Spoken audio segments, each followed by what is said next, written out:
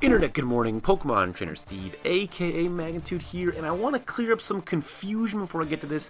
Me, Pokemon Trainer Steve, aka Magnitude, I own and GM the team, so I'm still in charge of transactions, and I own the team. Battler X is the battler and the coach. It's like any real sports franchise, there's an owner and there's a coach. So two different jobs. So now that's out of the way. Let's talk about this week's transactions. We have the first thing we have is a trade. This is going to be some kind of controversial, but just hear me out before you blast me in the comments. I'm already 0-4, so I got to make some changes. Now, Fizz approached me with a Florges for Heliolisk offer. And he's going to offer me Gengar, and he's going to offer me Electivire. And I accepted that, and here's why. After some thought, I put a lot of thought into this. So, I first of all think that Heliolisk, or Florges is overrated in the format. I think it serves a fairy type, but it kind of obviously wall clerics thing. It's a good use, but I'm already 0-4, and my biggest problem has been consistent offense. So I had to figure out a way to generate offense. So of course, something I'm going to do is get rid of one of my most consistently offensive mons. But here's my thought behind it. I have one free agent move left that I can pick up, an aromatherapy or a heal Beller or something like that, or especially defensive Pokemon. But I really think that Gengar paired with Mega Pinsir, paired with Heatran, is going to be a really good combination.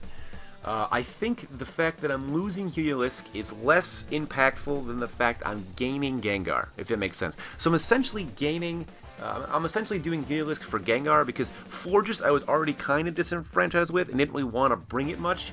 I feel like I can manufacture, throw in Assault Vest and something for especially offensive mons. And Heliolisk was base 109 speed, so fucking Mega Diancie, man. But Heliolisk is is a very good mon, and I grappled with getting rid of it for a while. But here's what I think I gain with Gengar and Electivire. With Electivire, I gain the option for a bulky, slow Volt Turner, which could be nice getting in Mega Pinsir unharmed. I have the same amount of ground weaknesses, but now I gain a ground immunity with Gengar, and I gain a fighting immunity for Heatran with Gengar. And Gengar is really fucking strong. It has a giant move pool, Dazzling Gleam, Shadow Ball, Psychic, Sludge Wave. I can run Sub-Focus Punch routes, oh man. So, and by losing Florges, I lose a special tank and an offensively fast electric type, but I'm trading in for a slower electric type. But I'm essentially getting Gengar for Heliolisk because I think Gengar paired with Mega Pinsir is going to put a lot of offensive pressure on people that Heliolisk didn't present, and I didn't really have a bring the walls down, especially offensive mon. And I think having Gengar to that and pairing it with Heatran and Pinsir is going to be really good. It's also going to help me block rapid spins, which is nice. So I can maybe get some hazards up. And Electivire, like I said, I can run a bulky slow Volt Turner. I can run Scarf Mix. I can run. Those are really the only options. I guess I can run Expert Belt, but those are really the options right now. And he's got Motor Drive, which can protect me against Thunder Waves. I mean, obviously, I still could have been protected against Thunder Wave with the Heliolisk, but now they don't want to give a base 123 Pokemon extra attack or extra speed by giving it. So that'll give me some protection against that. And it's a little more bulky. Again, it's got the ground weakness. Heatran has the ground weakness, but I can make up for that with an immediate immunity in Gengar, and a really good one at that. So I like what Gengar is going to be adding to the team.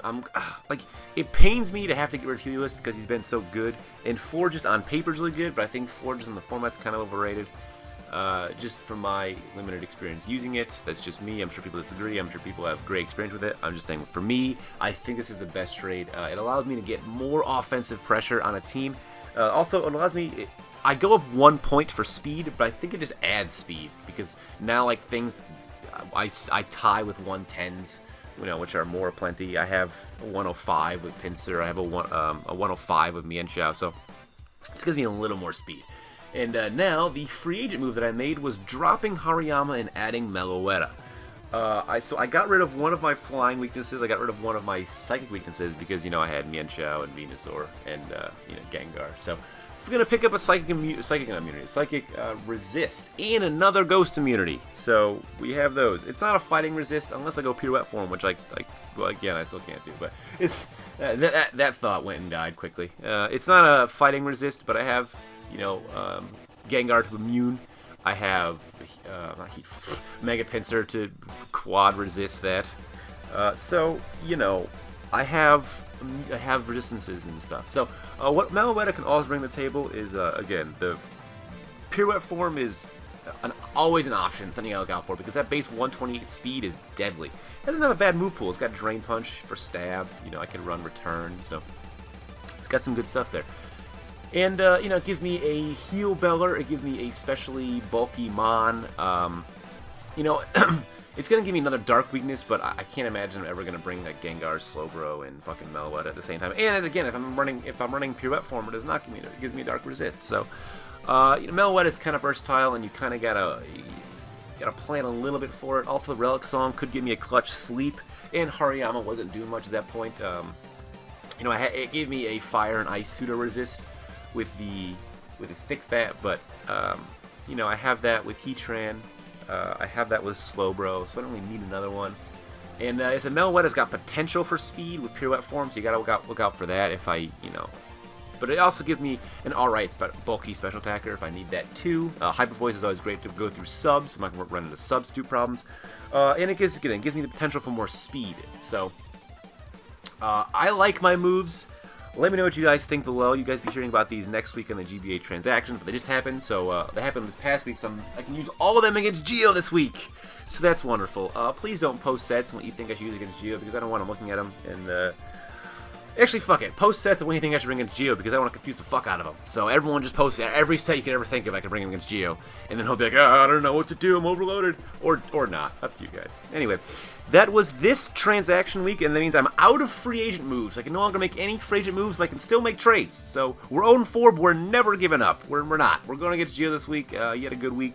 Or he's got a good team. Lost this past week, but you know, let's see if we can catch him on the rebound. Let me know what you guys think below. Rate, comment, sub. I'll see all you guys next time. Peace.